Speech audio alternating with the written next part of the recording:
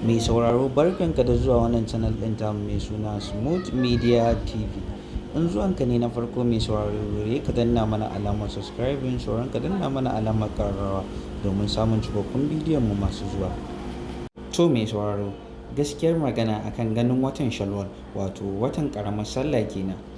To mai sauraro, ka gyara zamanka kuma sauran ka karkaɗe kunnuwanka domin jin asalin gaskiyar labari akan ganin watan Shawwal wato watan ƙaramar sallah kenan.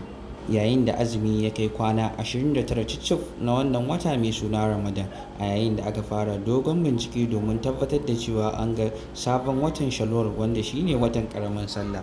Yayin da hukumomi a Saudiya masu duba wata suka fito suka sa na'urorinsu domin duba watan Shawwal wato watan ƙaramar sallah kenan.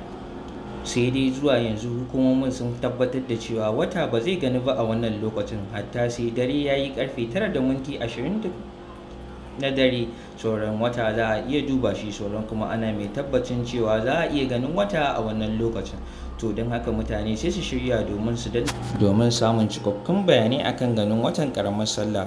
Domin haka sai ka danna mana alamar subscribing sauran ka danna mana alamar ƙararrawa domin samun cikakkun bidiyon da mu saki a nan gaba. Da zarar an ga wata za mu sanar muku. Mun gode da sauraron wannan tasha tamu mai suna Smooth Media TV.